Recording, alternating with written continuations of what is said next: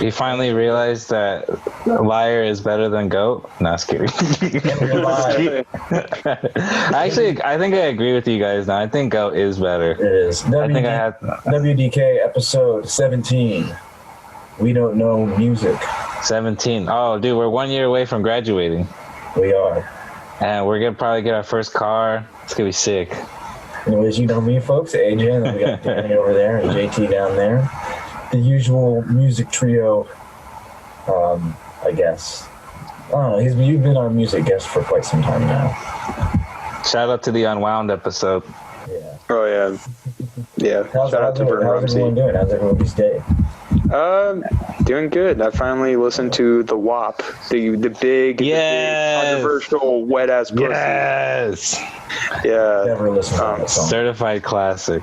It's not worth it. It's just Cardi B as usual. The video's worth it. Yeah, the video's hot. No, here's the thing. It's fucking 4 minutes and 12 seconds. I gotta just say, for that amount of time where you literally just did the same Cardi B bullshit, fuck off, dude. What about the Kylie Jenner part? I didn't even watch I kind of skimmed through the video, to be honest. I like watched half of it. I didn't really through that movie Possession. Oh, I'm just kidding. Next week. Next week. I'll keep my burns for next week. Okay. JT, did you like Possession? Are you a Possession fan? We were actually kind of just talking about it before. See, my take on it was like I did like it, only in the aspect of like how macabre it was and how it kind of like. Yeah, I mean, I did like it, but I also understand why people hate it. Yeah, that's how I feel. It is cheesy. It is pretty cheesy, and it's like so in your face. It's like it's impossible not to have an opinion on it. Like the first 10 minutes, you know what I mean? Like, yeah. I didn't have an opinion on the first 10 minutes because I didn't realize the whole movie was going to be like that. I was just like, okay, sorry to laugh, but probably going to happen 25 minutes from now, right? Oh, it's the same thing over and over again. Oh, okay. I mean, I totally get it. We ain't here to talk about. I love Isabella Johnny though. She's so hot. So that's how you say her name. Yeah. Yeah, I don't know how to say Johnny. Johnny. Johnny. She's one of my number ones. I did not. I did not. Oh, hi, Mark. Margariti. Antonio Margariti. Yeah, sorry. Anyways, let's get. This one actually, fuck! It's not a movie episode. I was going to say. Who cares? House of Iron. Oh, you rewatched it? Yeah. It's just funny how many similarities. Apparently, Tarantino was pretty. Like during the Inglourious Basterds era, when he was getting interviewed, apparently Cross of Iron was a name that he threw out a lot. Dude, I think that movie's underrated. It was really good when we watched it for movie night. I really liked it. Yeah, it was pretty. It was a lot better than I expected. Really? Yeah, I thought it was good. Sorry to interrupt. I'll let you guys talk. I was just gonna say, no, you can go next. I just want to say it was better. Yeah, it was good. I liked it. It's nice. It's nice because the actor who played the main guy, Wolf Steinberg, maybe Stein something. He also plays Pat Garrett in Pat Garrett and Billy the Kid. Oh. So we got the Peckinpah using the same actors. The Shelley Duvall, Robert Altman. Gotcha. Exactly. Gotcha. Ingmar Bergman and Klaus Klinkling. Dude. Kinski? Klaus Kinski? Yeah. There we go. JT, you like later Bergman, huh? I like fucking Persona. Yeah, I love Persona. That's on the Criterion channel, huh? Yeah, I really love Persona. I mean, I don't know if AJ would like it. I mean, it's obviously not in the same way as Possession, where it's like not in the same way. Don't get it twisted, but it's Possession is kind of one of a kind to me. Yeah, it really is, to be honest. It's like.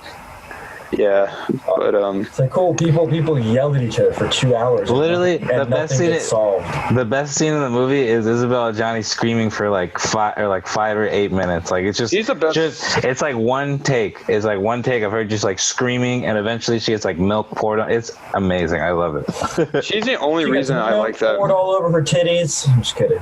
I mean, wet ass pussy. That should be the wet ass pussy music video. If you had like wet ass pussy over Isabella Johnny, I'd actually. When she's in like the subway alley. Yeah. Did you get to the monster part? Did you get to the part with the monster? Oh, I saw the monster. Yeah. That shit freaked me out so hardcore the first time I saw it. I was like, whoa. How old were you? Like, it's like a couple years ago, I think. It's not freaky. It's just like, it's kind of gross looking, I guess. But... Yeah, it's just like, so like, I'm just like, I was not expecting an actual monster to show up. What really did it for me was the scene when she's in the alley and she screams for literally like 5 minutes straight. Yeah, that's my favorite scene. That is just like, okay, if to me at least, if the director was smart, he would realize that in real life, a scene like that would probably only last for 2 minutes as opposed to like 7. Because I find myself like, I'm just waiting for this to be over now. Yeah, I'm just like waiting for this shit to be over. I'm just like always so captivated by it. I'm just like, I can't believe this is like, this is clearly like the most unhinged performance ever. Like, it's just, for me, it's like all at Johnny. To me, I just like it because of Johnny. It was just like a fucking child throwing a tantrum. Like, oh yeah, roll around on the ground. Oh, the milk, make sure you rub that everywhere. You know, make sure you rub it all over your titties. Hardcore, I love it. You know what I mean? Like, it's just so corny. Yeah, it is corny. If you think possession is cool, you're gonna get your ass fucked when you see Dogville. Believe me. I don't know about that. I bet. Honestly, you don't know about that. Believe me. I mean, it's Lars von Trier. Lars von Trier. I was gonna say, Danny, you're usually the guy sticking up for him. That's crazy that you don't think that Dogville. Don't underestimate von Trier, man. I just wouldn't put it like that. Dogville gave me an ass fucking, personally. I will say this about Von Trier. I would say that the house that Jack built, in some ways, I kind of feel like is his possession a little bit. In terms of the corniness a little bit, in terms of like how I feel like the film didn't really go anywhere that much in some parts. Yeah, I kind of feel like it's sort of a little bit. That was the next one I was intending to watch, but after that review, I might. No. Try it. Give it a watch. No. Give it a watch. I mean, I still want you. No, still check it out. I mean, I still think it's worth just watching, just due to the controversy. But and I think I might have mentioned it on this podcast before. I'm normally not a fan of Von Trier. So when I saw Dogville, I was absolutely blown away. You probably like his dramas then. I don't know. Maybe you like his dramas and not his like the Antichrist / the House that Jack built / The Depression trilogy was pretty corny. Aside from Melancholia. Yeah, Melancholia is hard as fuck. I love that movie. Yeah, I love that movie too. I don't know. Maybe corny is not the right word. Because like Antichrist isn't corny. It's just kind of boring. Do you think he's kind of boring in terms of like maybe the characters? I think Antichrist was boring and fake edgy. However, I did rewatch it recently, and I really do appreciate the atmosphere that he created for that film. The decaying trees, the decaying, it's a vibe. It's a vibe. To put it like a white girl, it's a vibe. It's a vibe. It's a vibe. What can I say? Hey, so Cardi B or Megan Thee Stallion, JT? I think we all three have the same answer for that one. I feel like in terms of delivery, probably Cardi. I don't know. I mean, it's kind of a tough debate. Cardi more. I don't know. It's a tough debate. I don't know. I feel like they both, in terms of delivery as rappers, they're both pretty good. I mean, they're both pretty they're iconic. Like they have that potential. But like, I think, I don't know. They seem pretty similar to me. But I guess in terms of Cardi, I mean, going past I guess influence or like how iconic either one of them are, because obviously I think Cardi would probably win more of that, because I feel like I've just heard more Cardi than really Megan, but maybe that's because I don't know. But that being said, I don't know, they're just about the same to me. I don't really see there's a difference, to be honest. I just need to listen to more Megan Stallion to make an opinion. That's a trip, Danny. I remember maybe it was a year ago, or you were hardcore into it. You even named her your favorite female rapper at one point. I know. But I went to revisit both Fever, which I think is Megan's best album, and then I revisited Invasion of Privacy. And I like Invasion of Privacy. Invasion won. Yeah, Invasion won. It did win a Grammy, so what kind of, there's obviously, I've never listened to it, but I know there's merit in it. But Megan's like more like that, like goon, knucklehead. She's like a female Juicy J. Yes. That's the best way to put it. Well, anyway, she's actually going to be popping up on our show in a little bit. But first, let's get through this good old pop culture corner before we PCC. Who wants to go first? I can go first, I guess. So I guess I'll do like a little split. It's basically the same shit as last week. I finished Elf Quest. I saw that night. That was fucking awesome. So 700 pages down. Is there a sequel? Is there more to it, or just? Yes, there's seven. Gotcha. There's 7 of these, and that's just one. Yeah, this is just one. For the folks who don't know at home and who didn't see that episode previously, Danny's been really into this book called Elf Quest. It's like literally it's a thick one. It's thick. It's 700 thick pages. It's one of my favorite things I've ever read. It's so amazing. Really? I love it. It puts Alan Moore to shame. No, I wouldn't say that. I would say it's just as good as some Alan Moore. Sorry, that's the Mecca, so that's the guy. Yeah, I think Watchmen's probably my favorite thing ever, maybe. Yeah. If I had to like really think about it, I think it's like my favorite ever, but this is right up there. Like this is just, if you like fantasy, it's like fucking it's like Watchmen of fantasy. Exactly. I was just about to say that. Yeah, it's like the fuck, it's the fucking, it's the My Beautiful Dark Twisted Fantasy of fantasy. I like that. That's even better. That's even better. You know what I mean? And then also, I just been on a big death metal tip. Listen to a lot of fucking death metal. Some stoner do metal too, but mostly death metal. I don't know. The more I play, the more I've been practicing the bass and shit. The more I just want like fucking death metal. I don't know. Or you just want to learn Cannibal Corpse bass lines. Yeah, it's some death bass lines. That's what I've been learning. I've actually, you got me read back listening to Cannibal Corpse. Specifically to the Mutilator. So yeah, I've been getting more into that kind of shit, Just been trying to get my fucking, brutal death metal on too and shit, Get that fucking. But I've never been a grindcore guy. Grindcore, nah. Never been a grindcore. Like it's too. There'll be other. We'll talk about it more in other episodes because, as you probably know, Danny, but I don't know if JT knows. My first kind of real band was a grindcore band. Like the first, I played for ACXDC at least 6 times before they got to where they are now, and so on and so forth. We played with ARM, we played with DNF one time. That was really awesome. The list goes on. Grindcore is fucking lame, so. I won't get into it in this episode because I'd rather have a guest on because I want to save this grindcore topic for a more interesting time when someone else, I was in a grindcore band with Mike. Mike could easily be a guest to talk about that. Yeah, I just don't like the riffs as much. Like the riffs are so much better in death metal. I don't want to say it's talentless, but there's not a lot of talent needed to be in a grindcore group. There's good riffs. There's kind of need to be a good drummer. A lot of the good stuff though is pretty technical, I would say. Yeah, like the good grindcore. If the quote unquote good, quote unquote good. I don't know. Yeah. I still haven't heard them, so I don't know. But I would imagine, that they're pretty technical. Yeah. That's like maybe. I guess Bruce Campbell technically counts as grindcore too. We can, that's a whole thing. It's a whole thing to get into at a different time. Yeah. But yeah, so that's what I've been on. In terms of grindcore, if I can speak real quickly on that. Yeah, it's I've had always mixed feelings about it in terms of talent. I kind of feel like the reason why I've always been into bands like the reason why I got into punk was because I kind of like the idea of talent not being a primary I guess indicator of a band becoming popular or becoming likable. But that being said, I think if you're gonna go if you don't have a lot of talent and you're going to go into it, I think you should do it. You should be creative and interesting. And I feel like grindcore doesn't do that. That's my issue with it. If it did it more in a noise rock way where it actually did some really cool experimental shit, I'd probably be more into it. Yeah. But I kind of feel like it just, and also it gets really bad with some genres, especially gore grind or porno grind, not because they're offensive, but because they're just stupid.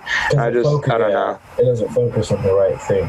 I was about to disagree with you when it comes to, but then I thought about it. Wait a minute.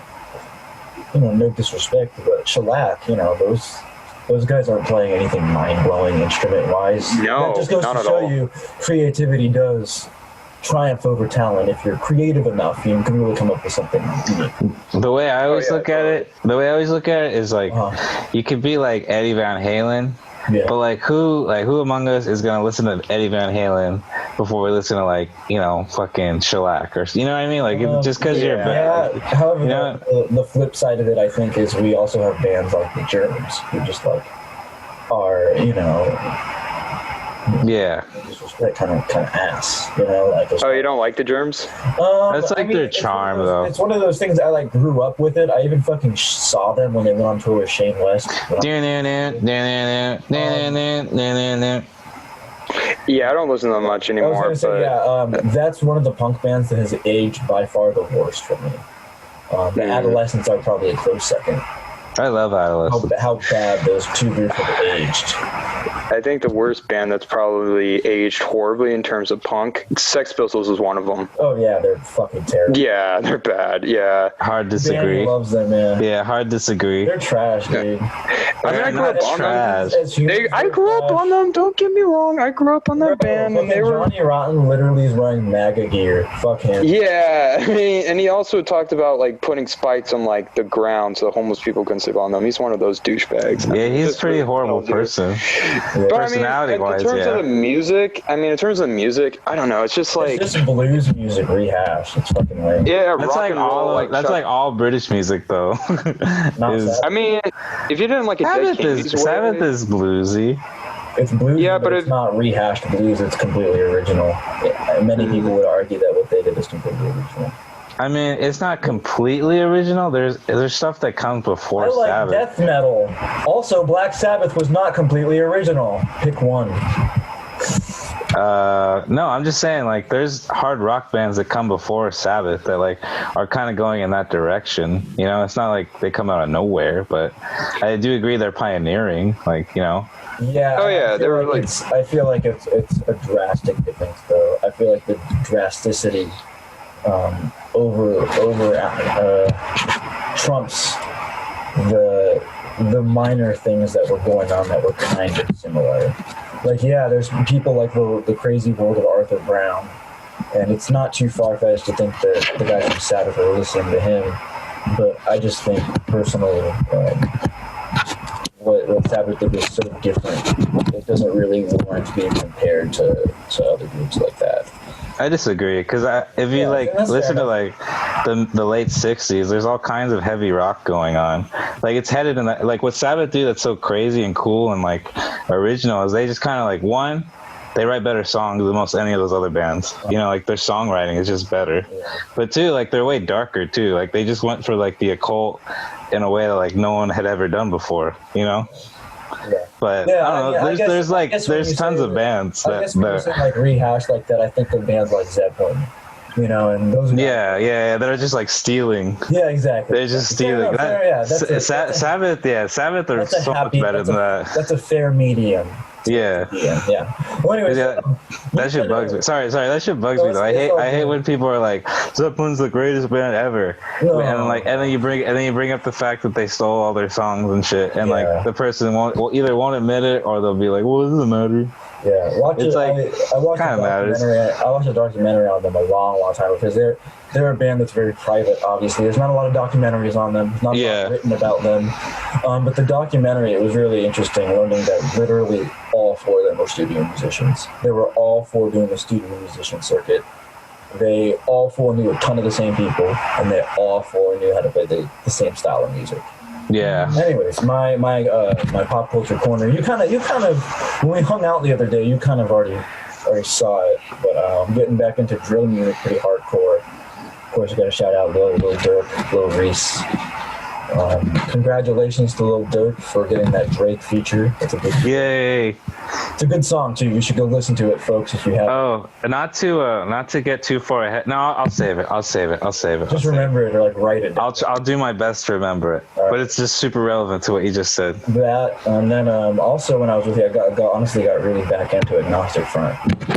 Why am I going insane? That album and then the live album, Working Class Heroes. JT, what are your opinions on Agnostic Front, the New York hardcore band? I think I listen to more Crow Mags and. Oh, we got a Crow Mags fan in the house. I don't, not really. I mean, I listened to them, sure, but like, doesn't mean I was like super. I'm a Reagan Youth man myself now. Reagan Youth. Oh my God, yeah, that band was a funk band. That's basically a funk band, but yeah. Yeah, like that's like fun are cool. Like I think New York hardcore and Boston hardcore were definitely pretty cool. Like yeah, they're very similar. Those are like two very similar styles of East hardcore. Coast, yeah, pretty like aggressive. Because like DC is like so different. I feel like than those two, than Boston or New York hardcore. Yeah, I don't know. Maybe that's just because like the bad brands are so like different from everyone. But no, I mean excluding them, think about Teen Idols and like Minor Threat, SOA, the Untouchables. Oh yeah. Ooh, you guys heard of No Trend, right? Of course.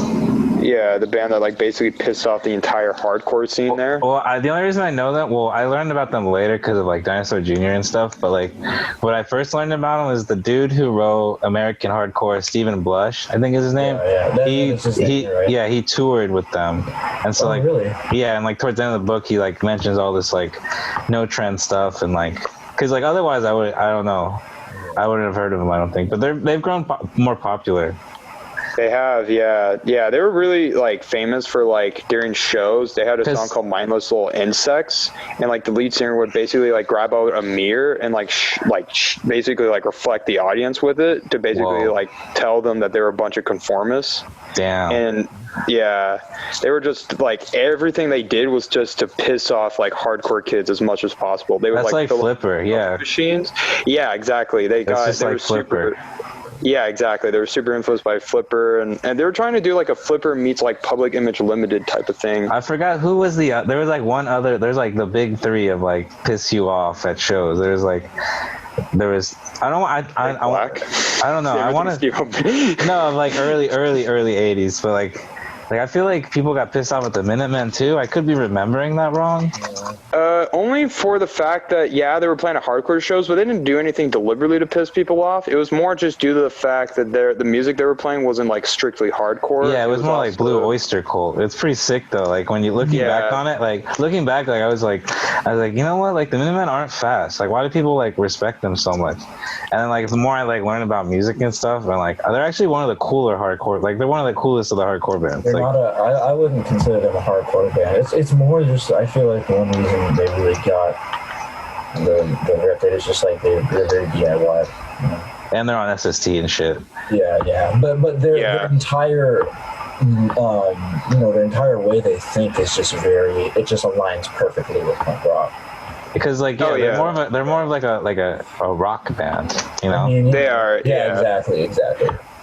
This might be a hot take, but I'm kind of curious. Would you characterize them as maybe being one of the first like post-hardcore bands?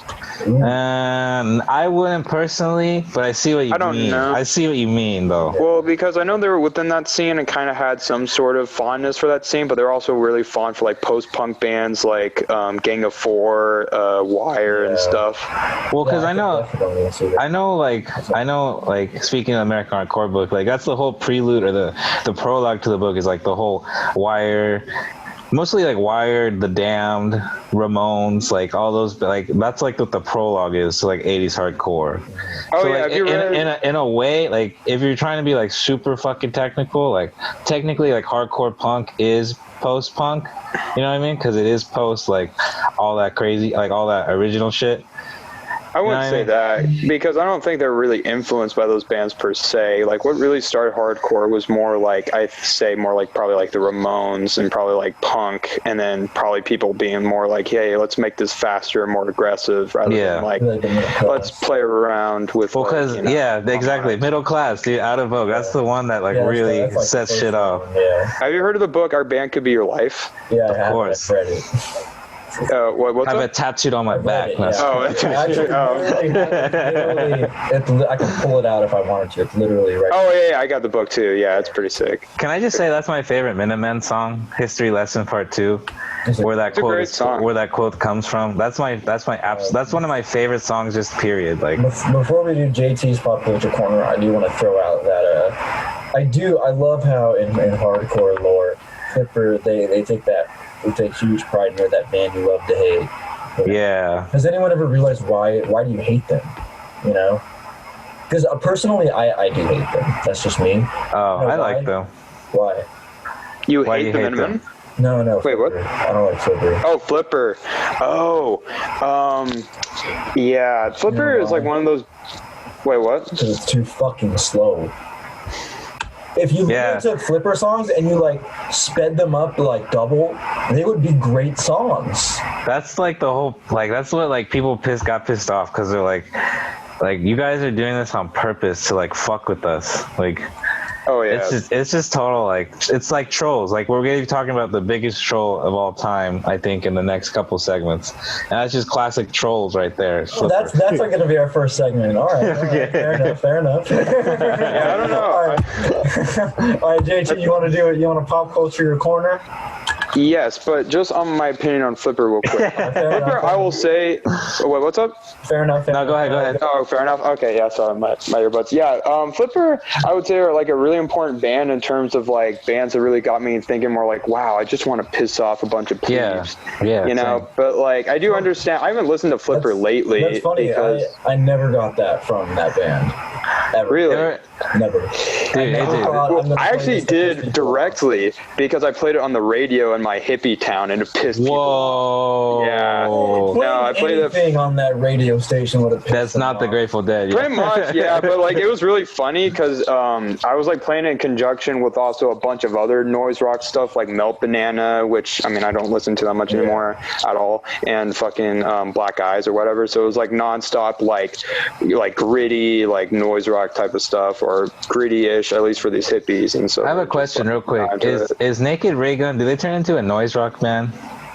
Nah, I think they more turned into like more popish punk. I mean, they kind of started off maybe doing they were always kind of like just a general, like kind of a generic hardcore band that had connection with Big Black, and that's kind of the noise rock connection. That's where I get the like timelines mixed up a little. Because the lead singer was a bassist for like the original bassist for Big Black before he left because he wanted to continue Naked Ray Gun. Big mistake. I mean, why would you leave? I don't know. Maybe you don't know that Big Black's gonna be Big Black, but exactly. How you gonna leave Big Black to go fuck around with? I mean, that was the time. Yeah.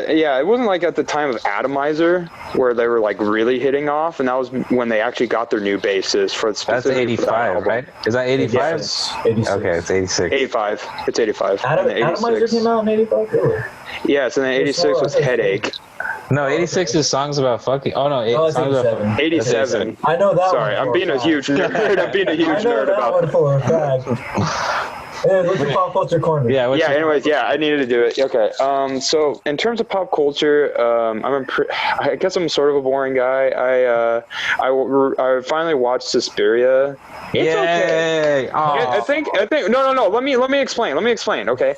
In terms of the cinematography, the makeup, everything, like I was saying, really well done. But I think it's another one of those things where it's like, I think in terms of character and acting, it's cheesy. You know? Have you ever seen another Argento movie before? No, but I've been meaning to. But they're probably the same thing. Yeah, it's like I'm pretty sure AJ would hate it worse than Slaughter Vomit though. Like you would rate probably like Suspiria. Maybe you like Suspiria, but like that's like his best movie hands down. Like, another film by the same director. Yeah, because like he. Gotcha. His movies don't make sense. Is like how to sum it up in the most like simple way. I'm trying to think of Brad Lord. Yeah, like his movies just like there's all the plot doesn't matter.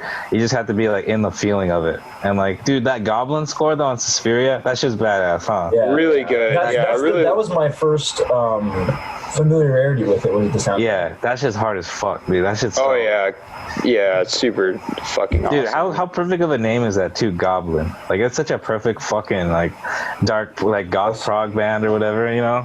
Yeah. Also, sports news: the Houston Rockets just won. They're going they're going to They're going to play the Lakers. Yep. In the finals. Western Conference semifinal. So they move on. They move on the next bracket, the next round. Is this baseball? Basketball. Oh, basketball. Okay. Are you like 7, 8? JT, are you like 7 seconds? Do you hate sports? What? Oh, I mean, I don't watch sports. I mean, I think sports are okay. I don't know. I'm getting into them more. One day, my pop culture corner is gonna be I got into basketball.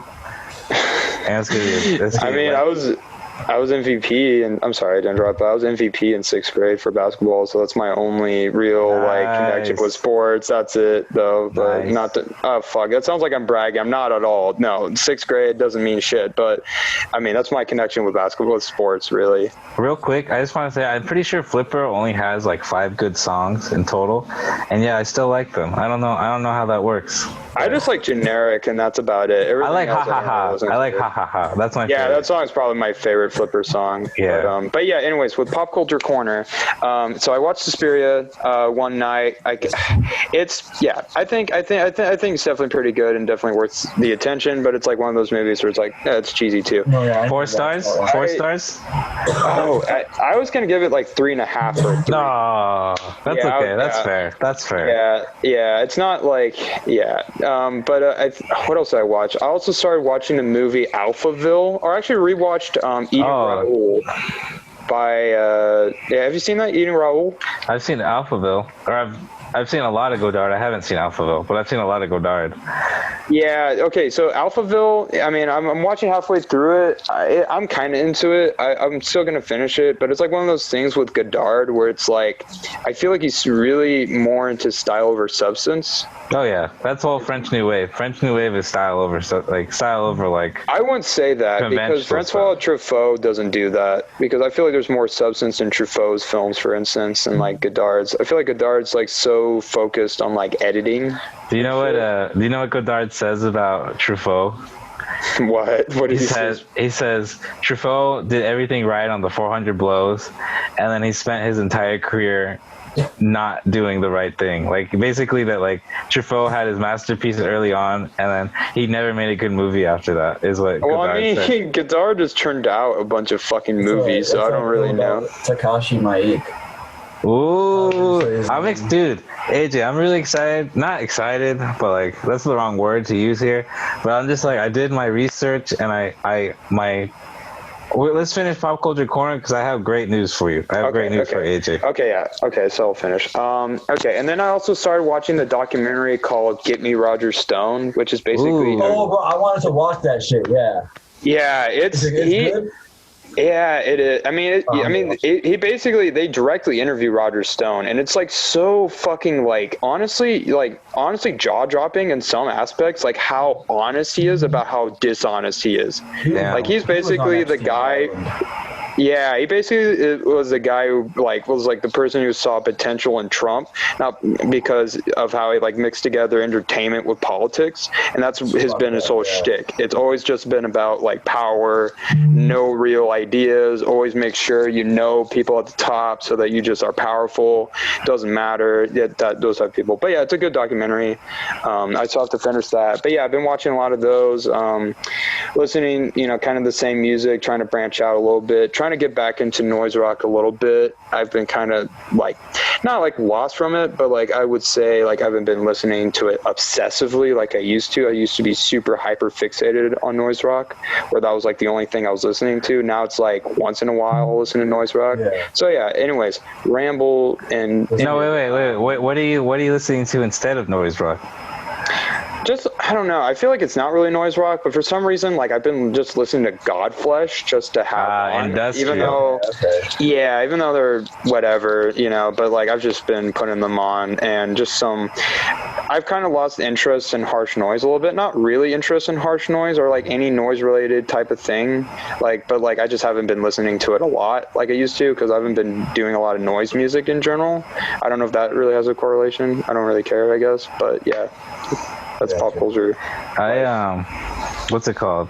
Fuck, I don't know. I'll just tell AJ the good news then. Yeah, what was the thing? Yeah.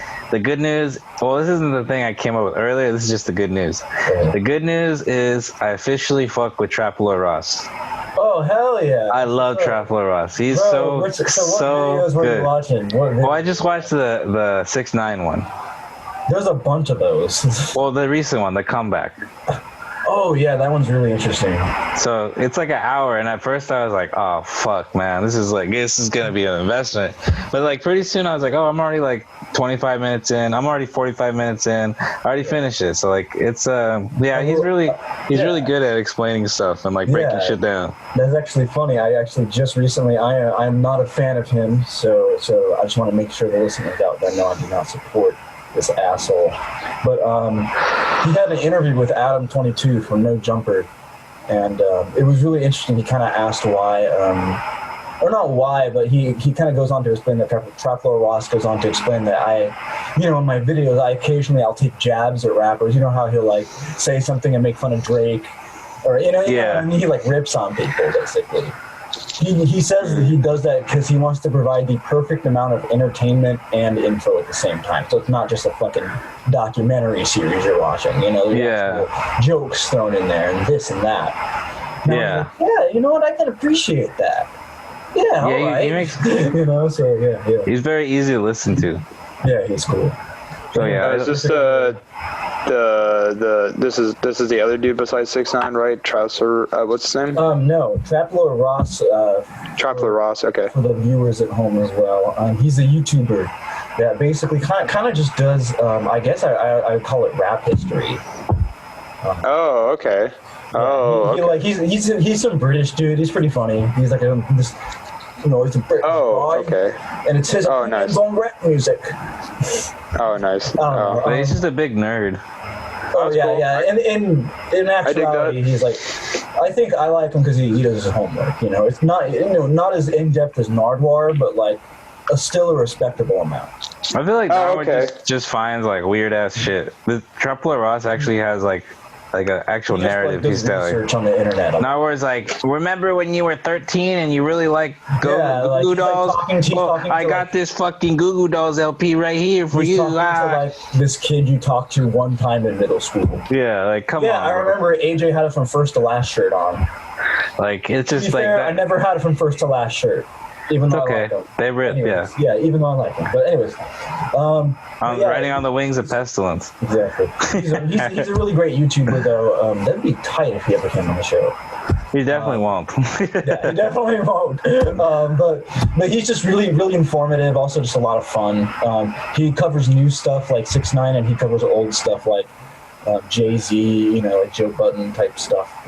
Early 2000s. Sometimes he even did a whole thing about the Tupac conspiracy, and he basically proved Tupac is alive and that he's in fucking Cuba or Barbados or some shit. Damn. Wow. Anyways, so our first topic for the night, as Danny mentioned, is actually the 6ix9ine's return, because it's been interesting. The comeback, as Traplore puts it. Yes. The comeback. So obviously, our viewers, even JT, who doesn't really follow rap music that much, is very. Oh, with 6ix9ine? Who we're about to talk about. Can we just call him a pop star? That's like one thing I learned from the video. I want to call him an internet star, if anything. Yeah, he's like calling him like a rap. I don't know. It's just like it's like in the same vein as Superhuman 1, 2, 3, 4. It's like internet's trolling thing. Yeah. All right, it's like saying Kings of Leon are like an indie rock band. It's just like fair enough. It's just like no. It's go. like no. Like I'm not saying it's necessarily bad or whatever. I'm just saying like it just doesn't seem right to call 6ix9ine a rapper. Yeah, exactly.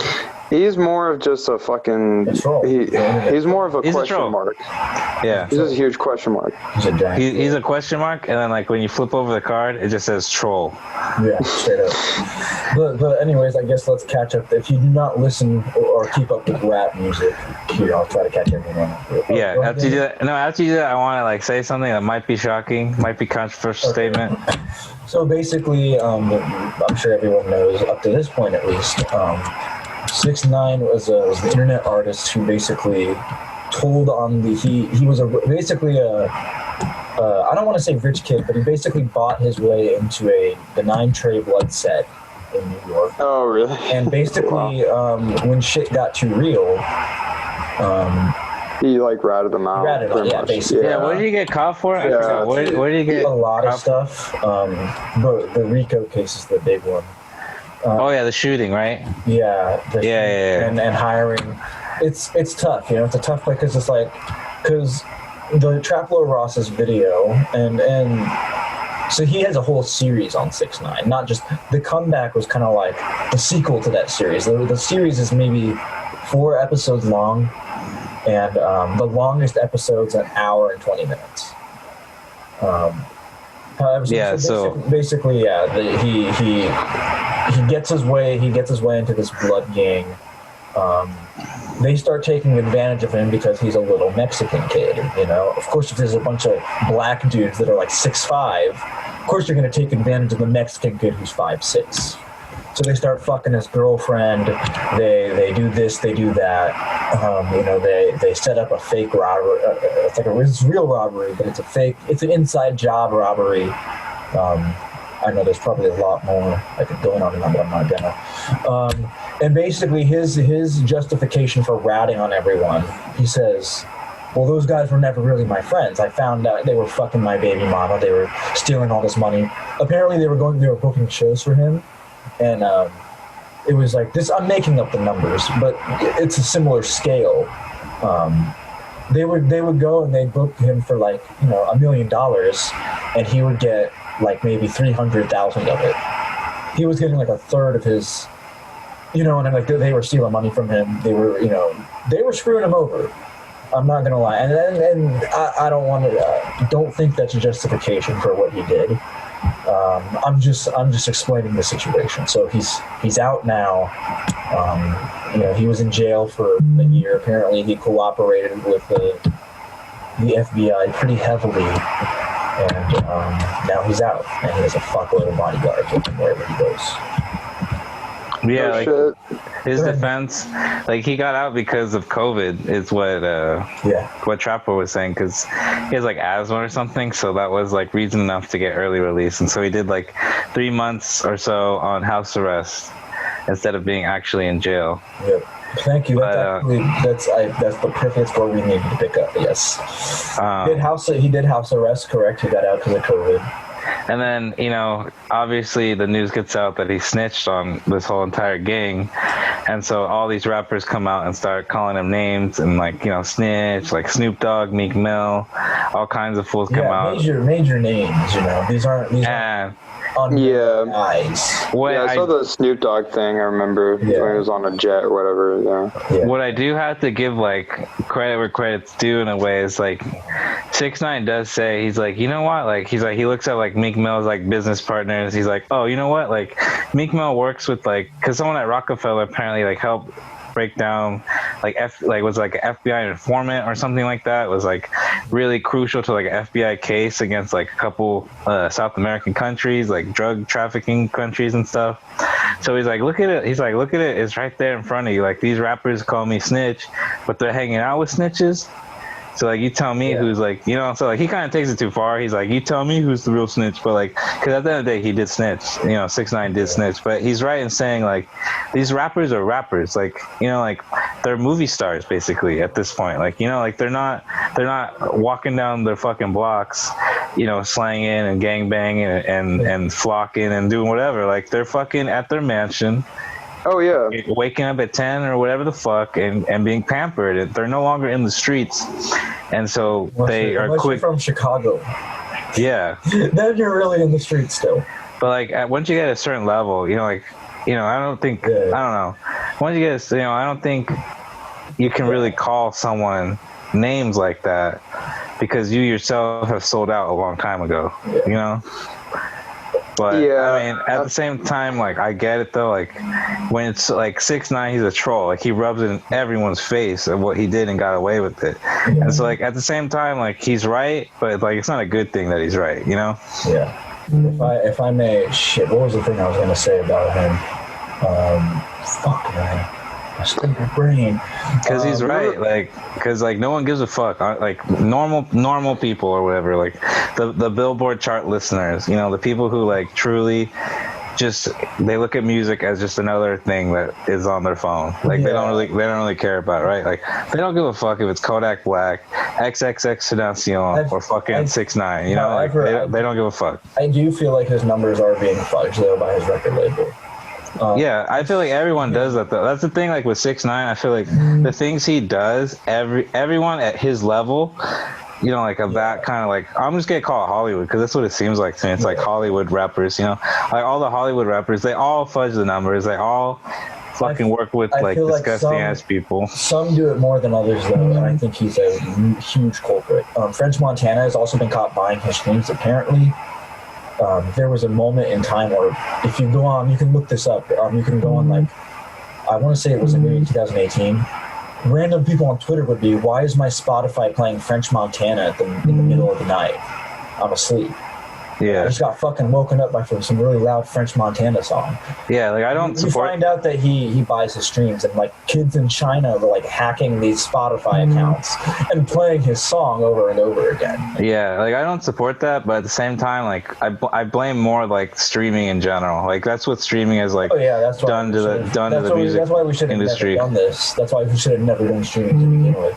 So I mean, there's pros and cons. If they had done it correctly, if they had done it like, hey, we're really gonna try to get back to the artists, like, you know, we're really trying to like save music, could have been different. It still can be different, but like right now, yeah, it's horrible, man. It's like that's why every rapper has to have 16 fucking songs on their album, you know, because they need people to keep listening to the album long after it's over. Or like long after it would have been over. They're doing that deluxe album thing. Yeah, it's just it's ruined a lot of the album as like the album as like an artistic form has really suffered. I will say I feel like for some reason 6ix9ine is one of those figures that gets pushed because there's other rappers that are easily, I could say, bigger than him that are not pushed the way he is pushed in any way, shape, or form. Like Meek Mill. Yeah, 6ix9ine. Yeah, 6ix9ine definitely has connections. It's his label. Like Meek Mill's label isn't doing that for me. Is Meek Mill on Rockefeller? Is he on Rockefeller? Could be. I'm not sure. Or is he on like Good Music or something? But another example, Danny Brown. They're not doing that with Danny Brown's music. You know what I mean? Like, it's a specific type of asshole that, like Drake's. Well, that's why I say it's Hollywood. It's all Hollywood, where where like if you're in Hollywood, you don't have to be a good actor. You don't have to be like all you have to be is like good looking. And good at lying and shit, and good at manipulating people, and you can become a movie star. Like you really, truly do not need to know how to. You don't need to have like a fucking film knowledge of like Bergman and fucking Tarkovsky. Like you could literally just watch bullshit all day, be fairly attractive and good at talking to people, and you could be a fucking movie star. You know, like it's the same. It's the same with pop stars. I'm gonna have to disagree because I know agents and getting booked is incredibly difficult. Actually, like they said in The Disaster. I'm gonna quote the Disaster Artist here, so you know it's some gold. It's 1 in a million, even if you have brand. Oh yeah, it's 1 in a million. But you gotta play the game though. If you play the game correctly, I just mean that's where it comes in. Good-looking people that can play the game correctly that have agent, they just don't get shit just because that's Hollywood. I would argue that they're not playing the game correctly. if they're not getting for it. It literally all matters on your agent. But we're getting off topic. Anyways, with the 6ix9ine stuff, I guess I wanted to update the folks into what's happening right now with that, because he is off house arrest and he's going on a tour, but it's not a musical tour. It's a different type of tour. I'm calling it the Tour of Terror, because he's gonna get himself fucking killed. Yeah. So first, when he was off house arrest, he went to New York, and basically to also catch up the audience as well as JT. Everyone, on the internet, everyone's speculating he's gonna get the shit beat out of him, or he's gonna. Yeah, I saw that. What's gonna happen? Yeah, with Fantano, I remember he was talking about that. In New York, nothing. I was kind of disappointed in New York. I was like, oh wow, nothing happened. In LA, nothing happened. The biggest thing that happened was one of the YG, well, it was either YG and Nipsey Hussle, one of the affiliates got a fuck 6ix9ine tattoo right there. It's like, oh, very cool. But when he came to Chicago, apparently he was playing with fire, you could say. Kind of taunting Lil Reese, who, his nickname is literally the Grim Reaper. That's not a good idea. Shouldn't taunt someone whose nickname is the Grim Reaper. So wait, he taunted somebody? I'm sorry, your audio kind of clipped out. So he basically taunted somebody? Just over the internet, basically. Lil Reese. So Lil Durk, Lil Reese, and Chief Keef are all part of the same squad, basically.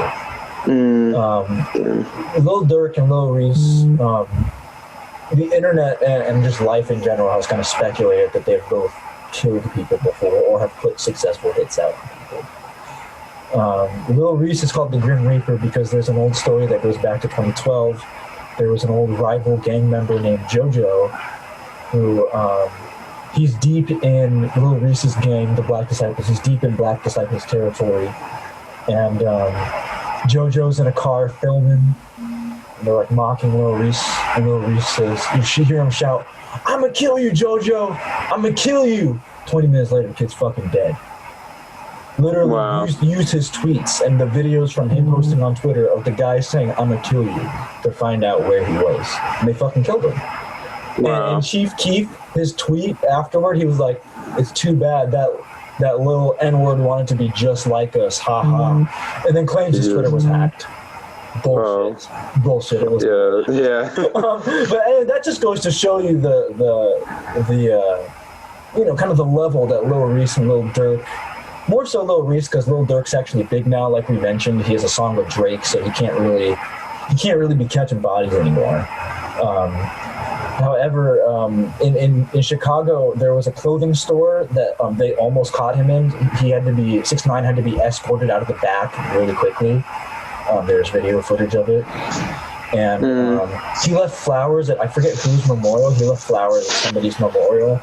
And immediately 5 minutes later, there's like a video of Lil Durk stomping on the flowers. So it's just like, okay, you're close. Like, fuck. You know what I mean? Like, he's not really playing around. Like, this is if it's gonna happen anywhere, it's gonna be here, kind of, Yeah, but pretty much. He left, and I think 6ix9ine's back in LA now. But the main drama, obviously, like I kind of think he's safe in LA. I think he's safe in New York. I think Chicago's like probably the only place. If he's gonna get killed, it's gonna be there. And recently, the biggest news, I don't know if you heard about this, Danny, but apparently Lil Durk's record label, or no, 6ix9ine's record label, 6ix9ine's record label offered Lil Durk $3 million to continue to troll him, to continue feeding into the internet shit. They offered to pay Durk $3 million. Really? Wow. Yeah. Because Lil Durk is already, so 6ix9ine's dropping his album September 4th. Holy shit, that's in 2 days. Or I guess by the time this is posted, it'll be the day of it's posted. It'll be the 4th, the day of the show when you're watching this, hopefully. But Durk's also going to drop his album on the 4th as well. So it'll be nice. It'll be the trenches versus the rap. Well, because there's Lil Durk. I don't know if you saw that thing he posted on Instagram, Danny, but he put the trenches and then the greater than sign, $3 million. And the last thing I'll say about it is apparently also Lil TJ claims that same thing. 6ix9ine's record label offered him $3 million to continually internet beef with him. So I mean, if that doesn't go and shows you what kind of caliber of an artist he is, no one talks about music. No. Yeah, he's a pop star.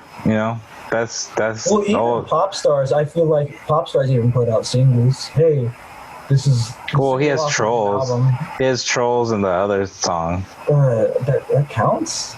Of course. Those are singles. That's gonna be on that shit? Ugh. I didn't look at the track list, so I don't know. But yeah, he just reminds me of a pop star or like a famous actor. Just like anything to stay famous, anything to stay relevant. Because like being famous is more important than actually putting out good work. True. I think what adds to the fascination of this ball is the fact that like how careless he's being with his life. I think I don't know though. At least with Chicago. I just have like, if he's not getting, in New York, if he's able to walk in New York like that, like I don't know, something surrounded by 6 bodyguards. Something must be I don't know. This must be something. I almost forgot one really crucial thing, and you're probably going to agree with this, actually. And I agree with it, actually. I forget it. It might have been Reese. I forget who. But somebody posted on their Instagram and basically said, warning, like, use caution, like, and it was a picture of 6ix9ine. This guy's an FBI informant. Don't, he's baiting you, kind of thing. Like, he's trying to get you to do something. Yeah, so I believe that too. Yeah, like, exactly. There's got to be something. I was gonna bring that up because I remember I was talking to a close friend of mine a while back, and I thought you were gonna say a hot girl. I was talking to a hot girl. She had a crazy 6ix9ine theory.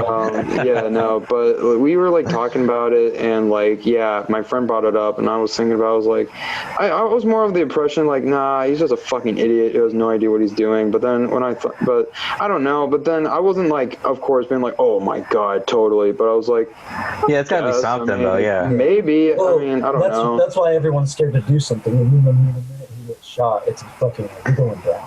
You know what I mean? What's up? You're taking one for the team if you decide to hurt or kill him. You're taking one for the team. I feel like that. Nobody's wanted to step up yet, which is understandable because he's a fucking FBI informant. I wouldn't want the FBI on my shit either. Yeah. Exactly.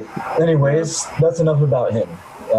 This is the big one I wanted to talk about, and I'm surprised we haven't talked about this earlier because is it what I mentioned earlier, the Megan Thee Stallion, Tory Lanez stuff. Yeah. I was just gonna say, is it bad that I confused 6ix9ine with 21 Savage when we were coming up with the topic? Actually, when you brought up 6ix9ine, I was like, 21 Savage. I like 21 Savage in my head. They both have numbers in their name. And they both have face tattoos. It's not outlandish to think that if you don't follow it. I could see it. It's not like confusing, like, I don't know, fucking, Kendrick with J. Cole or something. It's like, actually, like, I can see how that happens. Yeah.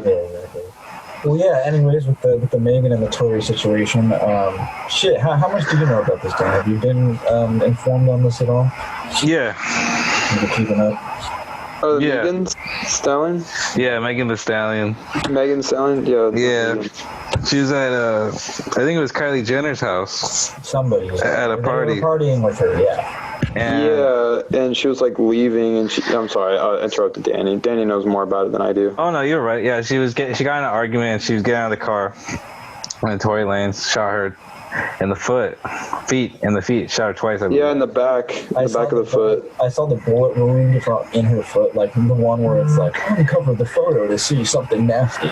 It's fucking gross. I'm not gonna lie, dude. She got so lucky that her like, one, that didn't hit bone, and two, that she can still walk. Like, I know, that's I didn't see the picture, but I did, like, I was looking into it, and I guess she was like showing it off because she was like pissed that people were like talking about it though. Yeah, exactly. That's how I saw the picture too. Yeah, that's how like the story is basically developed. Is like she came with like a very vague statement, and people just kept posting shit online, kept like, it's like kept being like, oh, it must have been this, and so Megan Thee Stallion, like, basically every time she posts something, she's like, I just got to be clear because people will be spreading some shit, like, this is what happened, like, yes, he did shoot me, or like, yes, I was here, or like, yes, I'm okay, I'm in recovery now, like, yes, like, the reason I didn't want to talk about it because I didn't want to get shot by the police, like, I'm already in some shit, like, if I don't want to start any more. So you saw that video then?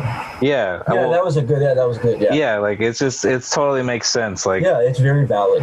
It's like so fucking hard to be like black in general, but to be like a black woman is twice as hard, so many double standards, and just the fact that she didn't want to give up Tory Lanez right away, that kind of is like a big flag that like it's a very toxic relationship, well, I was gonna say, something like, I might be quoting it wrong, but in the video, one of the things she said she hadn't come out and said something about it very plainly is because she wanted to give him a chance to speak on it or to do this or do that, and basically being way too nice to way too nice to the person who shot you in the foot. And apparently whoever runs like Tory Lanez's Instagram like started liking shit like about jokes about her being shot in the foot. Like the thing, like this is the thing I like. Very poor taste. Yeah. Someone said on Stereo Gum, and I agree with this very, very much. It's like when someone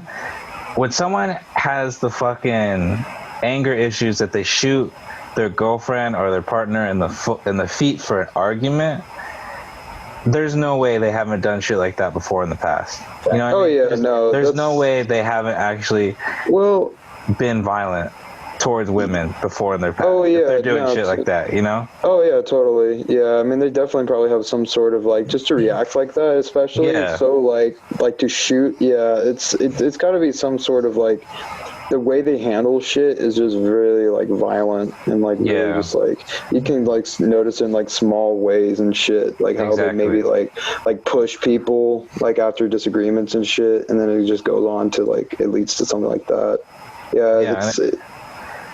It's so much easier to shoot your partner too, versus like, you know, some thug ass dude or like, you know. Yeah, dude, your partner. Yeah, you know, like it's one thing if someone's talking shit and you gotta handle business. It's another thing if you get in a fight with your partner. You don't shoot your partner when you get in the fucking in the back of the foot while they're walking away. It's almost like a bad metaphor. You're trying to like stop her from like standing on her own 2 feet. You know, like you want her to be submissive from you. You know. Yeah, can I try to piece everything together real quick for the listeners? Yeah. Let's see if I can do so. So also, I think it's fair to mention that so she was getting out of a car when she got shot in the foot. Apparently, there was only 4 people in the car. It was Tory Lanez's bodyguard, Megan Thee Stallion, and Megan's friend, who we have not heard from either the bodyguard or the friend. I don't know if they had to sign some non-disclosure agreement. Maybe they're just being quiet just by being smart. I don't know why they haven't come out with a statement or anything.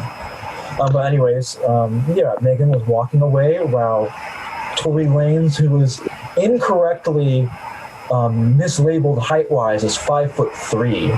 I had to look it up. He's not actually 5'3". Yeah. He's like 5'8" or something. Still shorter than Megan, but you know, not short. Like 5'3" is like, you know, bad. Yeah, pretty small. That's 1 inch taller than Charles Manson. That guy was tiny.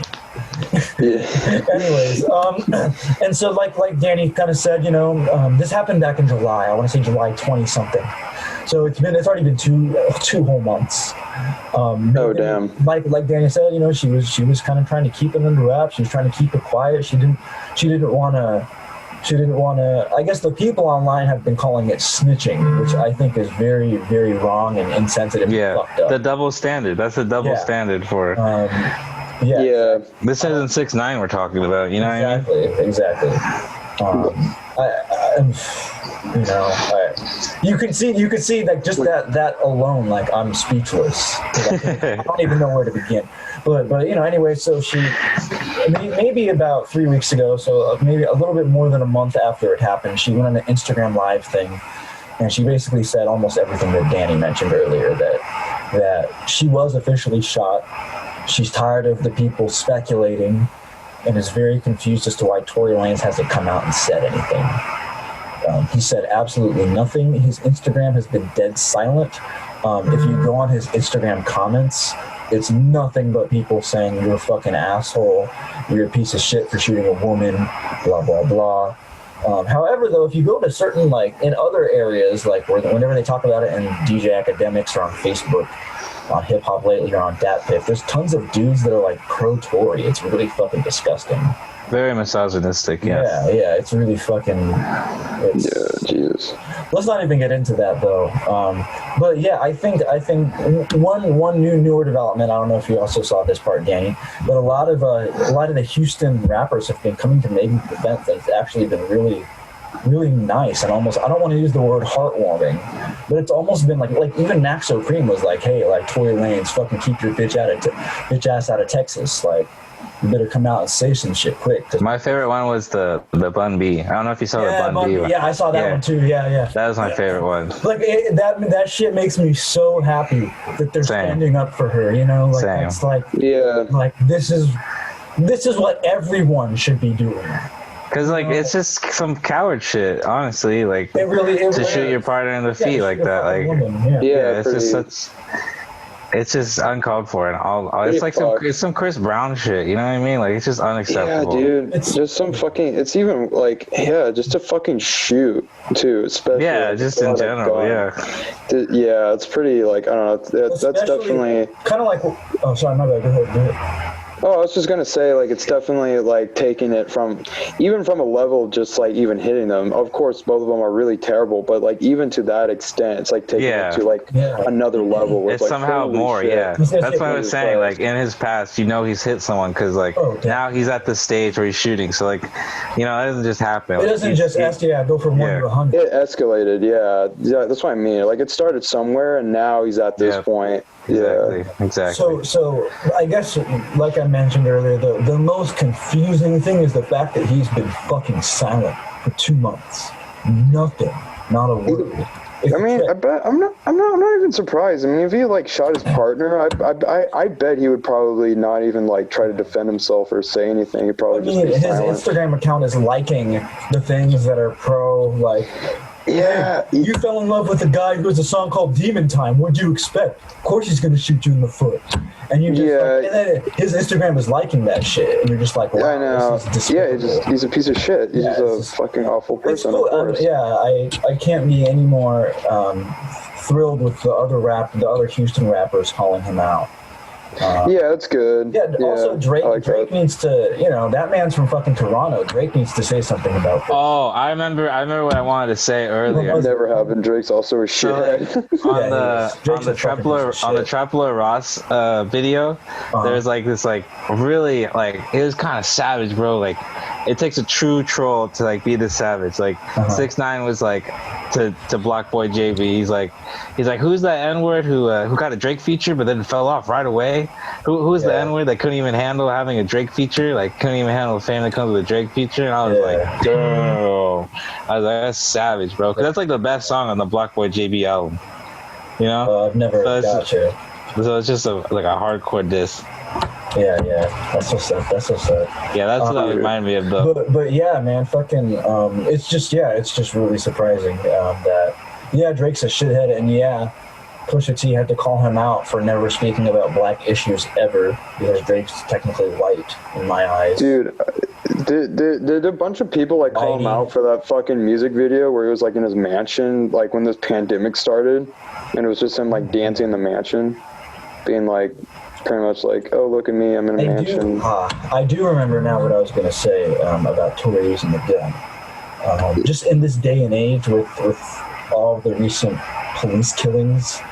I'm surprised he chose to pull the trigger. You know what I mean?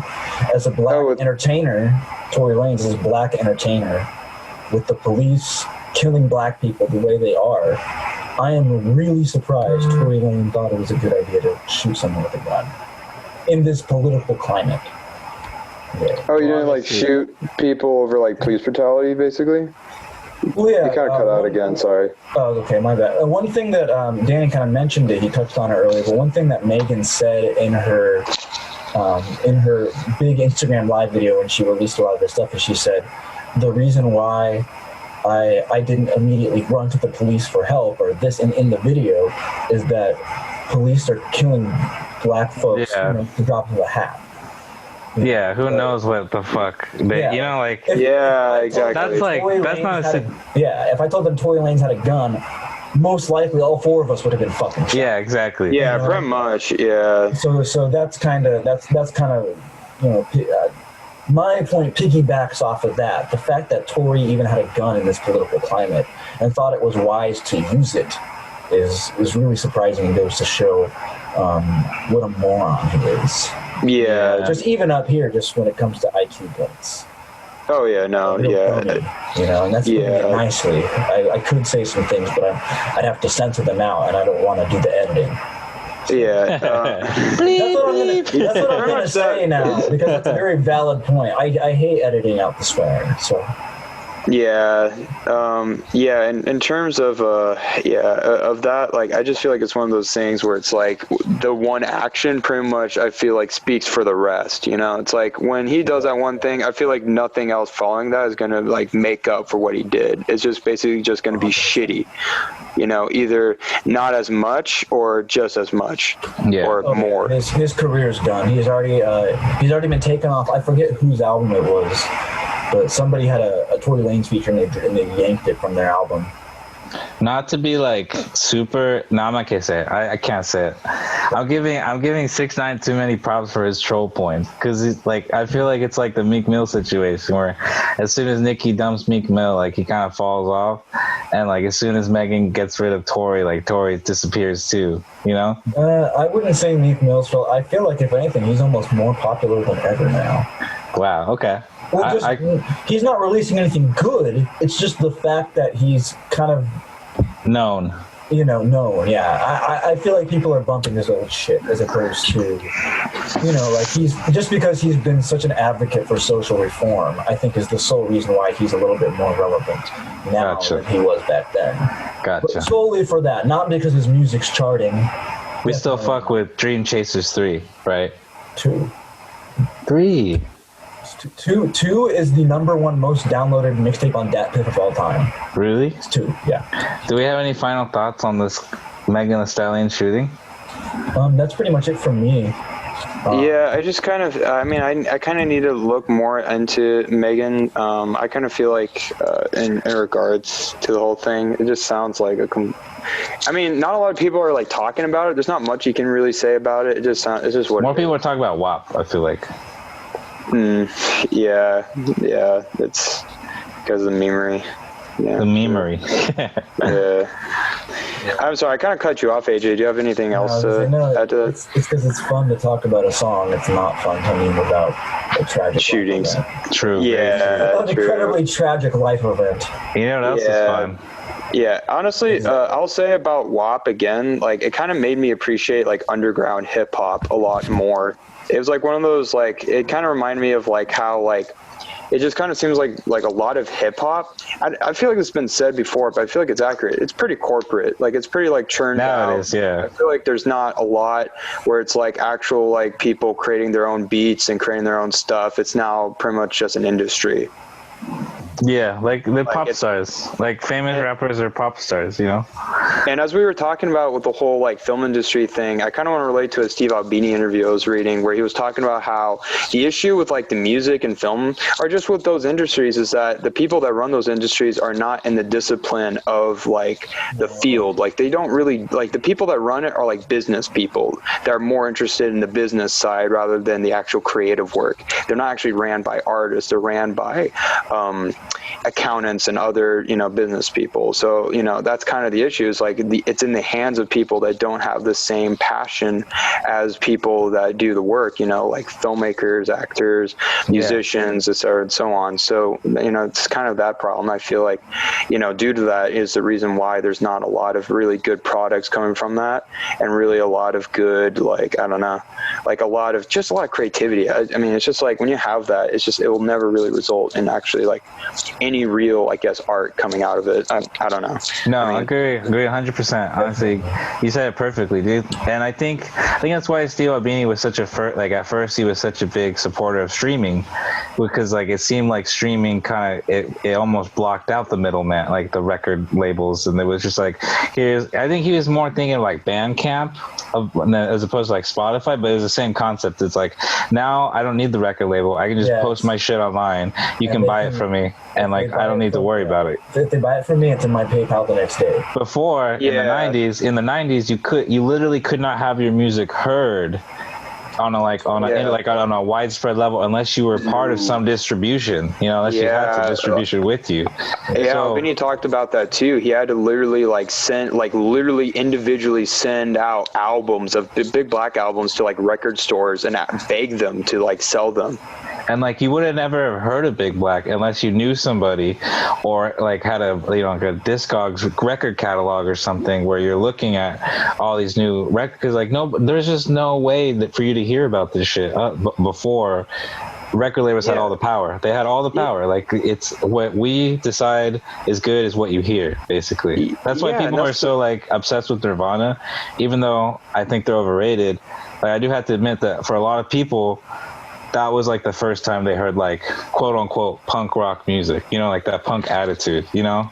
Oh, yeah. It's just like, you said it exactly right, though. Yeah. I feel like streaming is not even really the issue in this case. I mean, really, like, streaming is not, like, because it's getting the music out there to the people. It's really actually creating a much more closer bond between the artist and the listener. But the issue is that the industry, like, the people that are in charge, like Spotify and whatnot, they're not interested in that. They're more interested in, like, hey, you know, let's make more money for ourselves and kind of fuck over the musicians. It's the people that are in charge. Like, I feel like if it wasn't in charge, if people like that weren't in charge, like, it would be way better, because it actually would be ideal, because you're creating a close relationship, you know, where it's actually putting, you know, obviously, like, the business in the hands of the artist rather than the hands of, like, people that just want to make a profit off the artist. So I don't know. I feel like it's just the business models that have been running this rather than because, like, it's interesting because it's like that's why everyone was so disappointed with Tidal.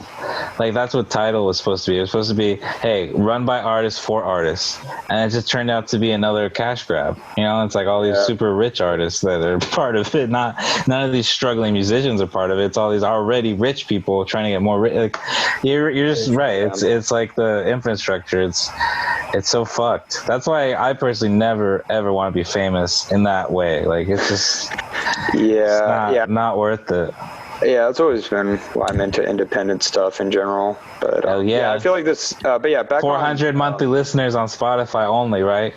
Those are the only bands we listen to. Only 400. 400 or under, yeah, 400 or under monthly listeners. Yeah, I liked them before they got past 500. You know, shit like that. Yeah. Should we go on to the next topic? Quando Rondo. Quando Rondo. I actually gave him a listen. I think I'm getting into trap now. It's good, right? Maybe. I think it's good. I don't know. Like Paulo G, now this dude. I don't know. You listen to Paulo G? Hell yeah, it's actually really like. Shit. Actually, I don't know. Maybe I'm getting to trap now.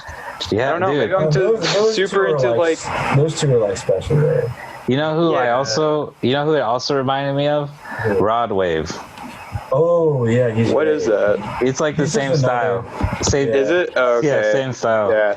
But dude, I was really taken aback the first time I heard the Quando Rondo's album. I was like not expecting that from Quando. I don't know. The new one? The mixed? The new one. What's that one called? It's called like Darkness Is My Child or something. Or like The Diary of a Child. Yeah, I was just listening. I was just bumping it. Yeah. Diary of a Child or something like that. The main one that I listen to is From the Neighborhood to the Stage. Did you listen to the new one though? I haven't actually. I listened to the one right before it though. It came out in this year. Maybe we'll save it for another episode then. But yeah, because I liked it. I thought it was really good. And he's totally in that Polo G Rod Wave mode, which I was not expecting at all. Oh yeah, he's definitely. No, I think we can still talk about him. I know, like, what you consider street rap, that's him. That's Quando Rondo. Well, not this album. This album is now, I would consider, like, not, like, it's like a different, it's like the Polo G kind of street rap, where it's, like, more. That's what I meant, yeah. It's more of, like, it's more emotional, like, than like, hard-hitting. Yeah. I thought our definition of street rap was anything where you can hear the pain in your voice. No, I consider it more of like just hard beats, a lot of just trenchant. I swear to God, last year we both said that. 2019, I swear. Like like Polo G, it has street rap elements. I think that's why I'm drawn to. In their voice. But anyways, I initially actually brought up Quando. That's what makes good. That's like makes good street rap, I would say. I initially when you can hear like the pain in their voice. Yeah, like the lived-in experiences that they're talking about. I brought up Quando Rondo initially because he also, like 6ix9ine, had I guess a conversation with the Grim Reaper, Lil Reese. I have no idea why. It was really random. I shit you not. It literally went. Lil Reese randomly said something on Twitter about wanting to beat the shit out of Quando. They're from different areas. Quando's from fucking Atlanta. Lil Reese is in Chicago. I don't know what Quando did, but he's great. Yeah, he's really good. That pocket of. That's why I kind of always thought that like you would fuck with him pretty hardcore, Danny, because you can listen to like Greedo, this, that, Greedo and Quando are not similar at all in that sense, but yeah, just this. It just always struck me, like, the first time I listened to it, I was like, this is something Danny would fucking like, Yeah, I definitely liked it. I listened to it on my walk, and I was really impressed by how much I was digging it. I don't know if it's more than like the sum of its parts, if that makes sense. Like, I don't know if he, like, Polo G is kind of like a good example of someone who's like using like a certain genre or whatever, but he's like above it because his art, like, he's such a great artist that he's above what he's doing. But like, is Quando Rondo more just really good at using those elements? It's like I've been listening to a lot of death metal, and like that's like the big difference, right? Like, anybody can write an old school death metal album. Like, it's pretty easy. You learn the chords and shit, and you can make an old school death metal album. But to like really like stand out, you have to like go beyond that, So I'm still up in the air whether or not I think Quando Rondo does that. I think he has good songs though, and that's the most important thing when you're kind of in that like more traditional mode where you're just kind of trying to just writing a sound or in a genre or something. As long as you have good songs, that's all you really need, Yeah. So the two releases of him that I'm very familiar with are From the Neighborhood to the Stage, like I mentioned, and the other one, Life Before Fame, which I played a couple of songs off that record for you, Danny, a long time ago. There's that one song called I Remember with Lil Baby. I don't know if you remember, but it's the one where he's just like, he literally just says, I remember. It's just like, he just says, I remember like a fuckload, and you're just like, why don't I hate this still? This is kind of catchy. Yeah, he's good though. I enjoyed the album. I think it's definitely worth listening to. I don't know either if he's above his peers the way Polo G is. I'm not sure if he's at that level, but whatever level he's at, he is. If he's not at that level, he's definitely one of the top tier at the lower level. I will say this though, I did like this new Quando Rondo more than the Go. Because like this Quando Rondo, all the songs are like under 3 minutes. So it's like, it's 16 songs, but it's like only 45 minutes long. So like each song is pretty short. And I think that's the perfect formula. Like, if you overstay a song like that too long, it just gets repetitive. And you're like, come on. 16 track record, make sure the songs are That's the way to go. Yeah, that's the way to go, is make them shorter. Fair, I was like worried at first. I was like, I saw 16 songs. Like, am I in here for like an hour and 20 minutes? But like, no, it was chill. Like, I don't think onto my Spotify. I don't think it's gonna be like a top 4 rap album of the year for me. I still think like Pop Smoke's better, but yeah, it was a good. I was pleasantly surprised with how much I enjoyed it. Right, hell yeah, and that's what it's about. Finding new cool artists that are enjoyable. Yeah, so I definitely recommend listening to it. I definitely don't know if it's the best out right now, but it's definitely worth listening to. Yeah, definitely. Heck yeah. Yeah, Well, should we close it out with a quick 5 real quick? Yeah, let's do the quick 5. Cool. Dude, I don't know if you guys, or AJ in the rap chat, dude, Tim and Gage have been going off. They've just been blowing it up, yeah. Maybe I should just name 5 of their shit, No, I was kidding. Hey, we included you into our podcast. We gave you a quick 5. I'll go first, yeah? Yeah, go for it. So the first album is a band that has long been a blind spot for me. I know about them. I know a couple of their albums, but they're such like a huge discography that like you kind of just got to start from the beginning and work your way through.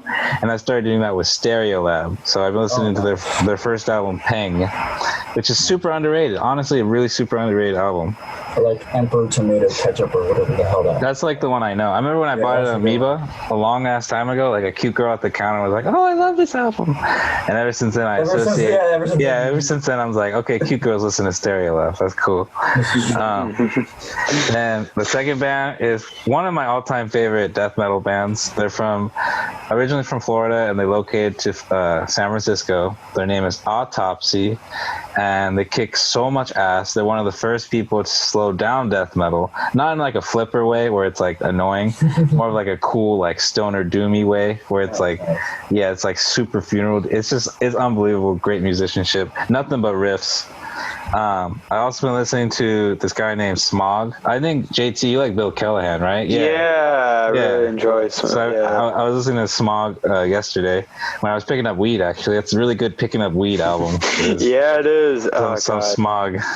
You know, it's funny. Like when I was listening to Smog like a lot at one point. Like I think like my stream of consciousness started to like rhyme exactly like just about everything. Yeah, he's such a mood, you know. Yeah. I also been listening to this new album that came out by Necra. It's a death metal band. They kind of like more on the hardcore side. They just came out with a new album. It's fucking amazing. It's probably the best death metal album of the year. And then last but not least, Angel Olsen came out with a new album. That's really good. So I've been jamming the new Angel Olsen. Yeah. So yeah, that's my quick 5. Yeah, I'll go. In terms of my top 5, I would say, fuck it, I'll go with albums. Top 5 albums at the top of my head I think you should listen to right now. Number 1, I would say Aphex Twin. Drake. Yeah, if you haven't listened to that album, fuck you, listen to it. I don't care.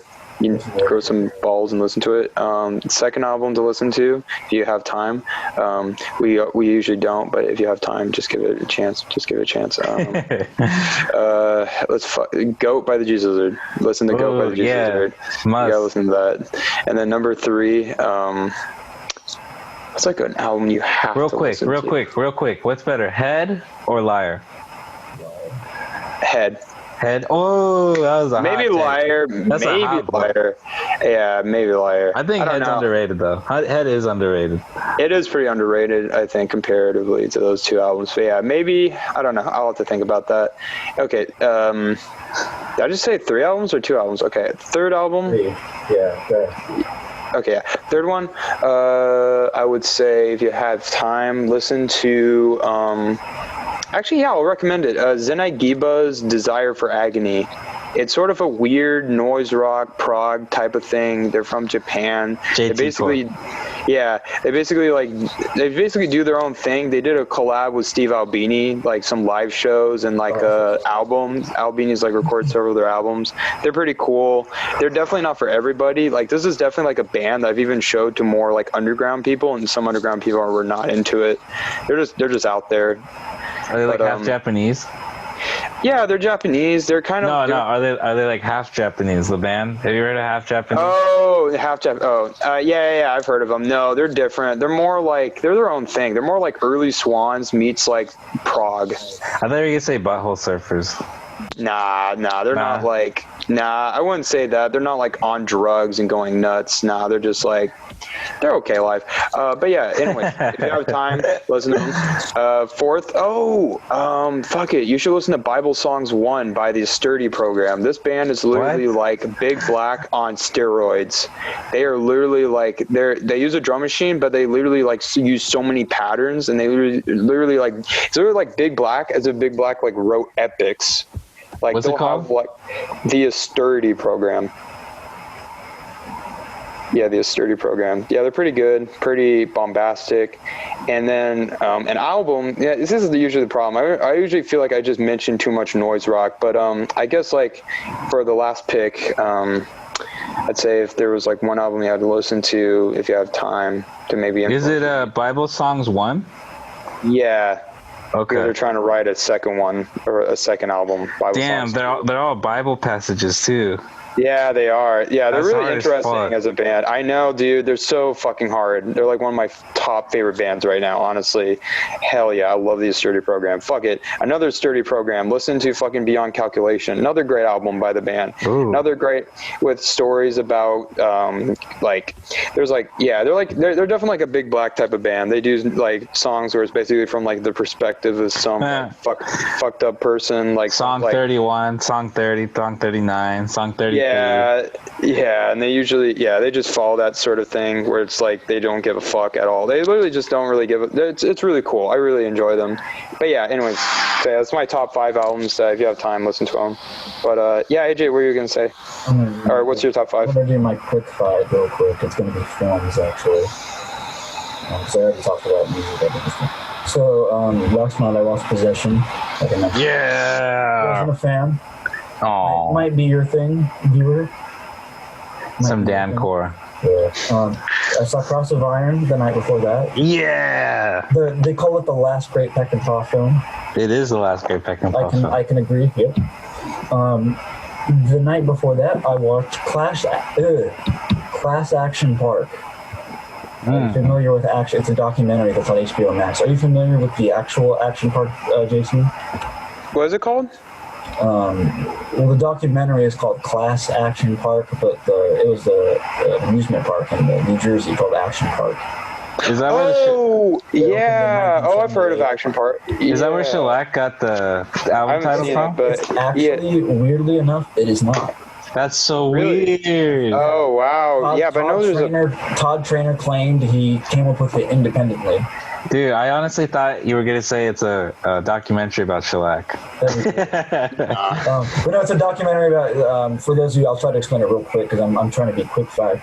It's basically a theme park that, like, a lot of people died, a lot of people got injured. It basically was a theme park that was made for kids, by kids, with no rules. Like the 16-year-olds working there. That sounds interesting, bro. All the teenagers were drunk, even the ones that are working are drunk, like everyone's smoking, it's just, everyone's getting hurt. It's like the 70s. Yeah, exactly. It's amazing. Reminds me of this reality show they tried to, I'm sorry, I'll let you finish. No, go. Oh, I was going to mention, they actually had this reality show where they literally had like kids out in the middle of the desert living in their own town. Yeah, Kid Nation. Yeah. I heard that show is really good. It is. And then I think I don't know if I mentioned it last week. I don't think I did. But I thought Dogville. That was probably the best movie I've seen. Dude, that's next episode. In a long time. Should go see that if they can. And my last one, Nathan For You, Finding Francis. I've just been going through all the Nathan For You episodes again. I thought you were gonna say the frog movie. The one about the alt-right frog? Oh, that doesn't come out till Friday, unfortunately. Ooh, I'm so excited. About Pepe the Frog? Yeah. There's literally a documentary about Pepe the Frog coming out. Oh my god. Okay, I'll watch that. Dude, it looks so good, Jade. It honestly looks really fucking good. Oh, I want to watch that documentary. Have you guys seen that documentary about like this like clown in like Florida who like scares people? It was like part of the clown sightings that came about. That sounds like something I'd be interested in. That sounds like something. So it's basically this dude. Yeah, it's basically this dude that literally you can like call up to basically like scare little kids. Oh, it's fucked up. That sounds fucked up. I'll send you a trailer for it, but please do. I'll torrent it. Well, anyways, folks. Danny, why don't you tell the folks where they can find that? You can find me on Letterboxd at Jacob Alarcon. You can find me on Twitter at Serious Listener. And pretty much you can find me everywhere else from there. You can also find me on Instagram at Deadhead Danny. All right, JT. Last rap. You can find me on LinkedIn. I need a job. No, I'm kidding. You're hiring? Yeah, I wish. Find me on Letterboxd, Slangfold. I do reviews periodically. I need to do them more often. I just watched a bunch of movies, so I'll probably do some reviews maybe in the week. I have a quick question. Would you recommend Reanimator to AJ? I don't know. I think I don't know. I mean, I kind of feel like, it's a thing with some people. It's like I'm not really sure if they'll like some things depending on what I know they like. I feel like it's kind of corny, but it's also free and it's not 2 hours. So I mean, it's harmless really. So give it a shot if you want to. I guess, because I know it's supposed to be gory. That's the only reason I say, like... It's gory, it's actually it's kind of similar to Brain Dead a little bit in terms of goriness. Well, let's not go too far. Let's not go too far. Not too far. Not iconic, not great. The greatest zombie movie ever made. It wishes it was Brain Dead. Let's say that. It wishes it was Brain Dead. All right. Well, you can find me on Letterboxd. The links will be below in the comments and in the description. And thank you for listening to WDK, the longest running podcast with the least amount of listeners. Look at my crutch. Folks, next week. Have a good one, folks. Black Lives Matter. Take care.